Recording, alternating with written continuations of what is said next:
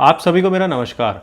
दोस्तों, आज के वीडियो में हम देखेंगे कि NIACL AO के अंदर लास्ट टाइम जर्नलिस्ट और अकाउंट्स कैडर, क्योंकि इस बार 2 की वैकेंसीज आई है, तो प्रीलिम्स की कट ऑफ कितनी गई थी, क्योंकि वैकेंसीज के अंदर जो पिछली बार रिलीज करी थी इन दोनों कैडर के अंदर, उसके अंदर बहुत ज़्यादा अंतर नहीं है। तो इस कट ऑफ से आपको काफ़ी अंदाजा लग जाएगा कि आपको किस लेवल की तैयारी करनी है और कौन सी पोस्ट के लिए अप्लाई करना चाहिए, क्योंकि दोनों कई बार ऐसे बच्चे आ रहे हैं हमारे पास जो दोनों पोस्ट के लिए एलिजिबल हैं।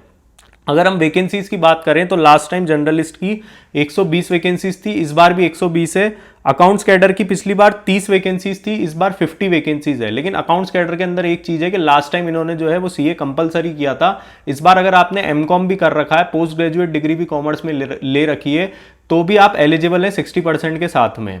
तो ये एक बहुत बड़ी चीज़ है, क्योंकि इससे थोड़ा सा कंपटीशन तो इंक्रीज होगा। पिछली बार केवल सीए लोग जो है वो इसके अंदर एलिजिबल थे, लेकिन इस बार अगर आपने मास्टर डिग्री कर रखी है फर्स्ट डिवीजन के साथ, तो आप इसके अंदर पूरे तरीके से एलिजिबल हैं। तो इसलिए वो बच्चों का जो रेशियो है वो थोड़ा बढ़ जाएगा। लेकिन फिर भी मैं आपको सजेस्ट करना चाहूँगा कि जो बच्चे दोनों के लिए क्वालिफाई कर रहे हैं, उनके लिए सबसे मेन चीज़ ये है कि इनमें से दो में से एक पोस्ट के लिए वो अप्लाई कर सकते हैं।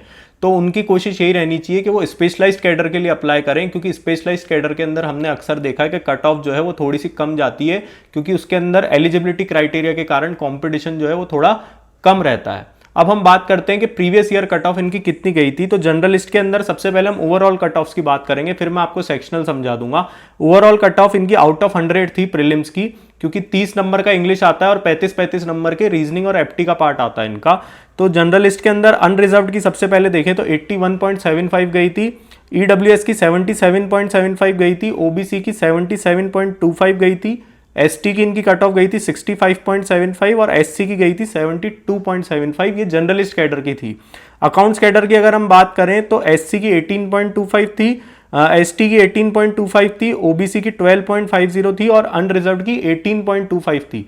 यानी आप देख सकते हैं कि एक तरफ जर्नलिस्ट कैडर के अंदर अनरिजर्व्ड की कट ऑफ 81.75 है और अकाउंट्स कैडर में अनरिजर्व्ड की कट ऑफ 18.25 है। यानी इतना बड़ा फ्लक्चुएशन इसके अंदर है। इसलिए मैं ये कह रहा हूं कि जो बच्चे दोनों के लिए एलिजिबल हैं वो अकाउंट्स कैडर में अप्लाई करें। अगर हम इसके अंदर सेक्शनल कट ऑफ की बात करें तो जर्नलिस्ट के अंदर इंग्लिश के अंदर आउट ऑफ 30 ईडब्ल्यूएस और अनरिजर्व्ड की 17.50 थी और अदर्स की एससी एसटी ओबीसी जो आते हैं उनमें 24.25 थी। अब ये क्यों थी इसका मुझे अभी तक पता नहीं चला है। हमने कोशिश भी करी जो लास्ट टाइम बच्चे सेलेक्ट हुए थे, लेकिन उनको भी ये चीज़ नहीं पता कि ईडब्ल्यूएस और अनरिजर्व्ड से ज़्यादा कट ऑफ जो है वो एससी एसटी ओबीसी गई है और ज़्यादा भी कोई 1-2 नंबर का नहीं, बहुत ज़्यादा अंतर है इसके अंदर। रीजनिंग एबिलिटी 5.50 थी एससी एसटी ओबीसी की, और उसके बाद अगर हम ईडब्ल्यूएस अनरिजर्व्ड की देखें तो 10 नंबर थी और क्वांटिटेटिव एप्टीट्यूड 5.25 थी और ईडब्ल्यूएस और अनरिजर्व्ड की 9 नंबर कट ऑफ थी। अगर हम अकाउंट्स कैडर के अंदर देखें तो अकाउंट्स कैडर के अंदर एससी एसटी ओबीसी की इंग्लिश लैंग्वेज में 8.25 थी और अनरिजर्व्ड और ईडब्ल्यूएस की 11.75 थी। रीजनिंग के अंदर अनरिजर्व्ड ईडब्ल्यूएस की 2.25 थी और 1 नंबर एससी एसटी ओबीसी की थी। और quantitative aptitude 1 number cut off थी एससी एसटी ओबीसी की और 3 नंबर कट ऑफ थी अकाउंट्स कैडर के अंदर ये इसकी ईडब्ल्यूएस और अनरिजर्व्ड की। यानी आप देख सकते हैं कि सेक्शनल कट ऑफ के अंदर भी जो स्पेशलाइज्ड कैडर है अकाउंट्स कैडर, उनकी कट ऑफ कितनी कम गई है। तो भले इस बार इन्होंने उसके क्वालिफिकेशन के अंदर थोड़ा सा रिलैक्सेशन दे दिया है, लेकिन उसके बावजूद भी कंपटीशन एकदम से बहुत ज़्यादा ऐसा नहीं रहेगा कि जैसे ग्रेजुएशन लेवल पे जो कंपटीशन रहता है उतना कंपटीशन इंक्रीज हो जाए, क्योंकि पहली चीज़ तो मास्टर्स और उसके अंदर भी फिर फिक्स कर दिया इन्होंने कि हमको कॉमर्स कैडर के अंदर ही बच्चे चाहिए।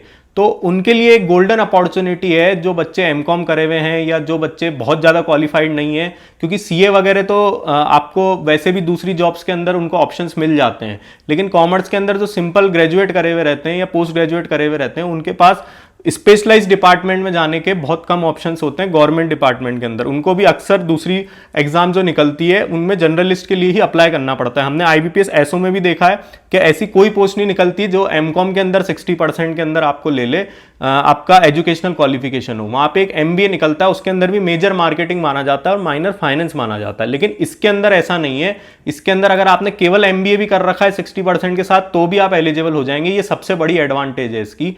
तो इसलिए जो बच्चे अकाउंट्स कैडर के अंदर एलिजिबल हैं वो जनरलिस्ट से पहले अकाउंट्स कैडर के लिए अप्लाई करें, और जो बच्चे केवल जनरलिस्ट के लिए एलिजिबल है उनको मैंने बता दिया है कि आपको मेहनत पूरी करनी पड़ेगी। इसकी कट ऑफ निकालना आसान नहीं रहता है, लेकिन अगर आपको अच्छी जॉब चाहिए तो आपको मेहनत भी उसी लेवल की करनी पड़ती है। अगर आप ये सोचो कि मैं केवल IBPS PO की तैयारी से इसमें निकल जाऊं, तो PO की तैयारी आपके काम जरूर आएगी, लेकिन आपको थोड़ा सा पुश जरूर करना पड़ेगा अपनी स्पीड और एक्यूरेसी को बढ़ाने के लिए।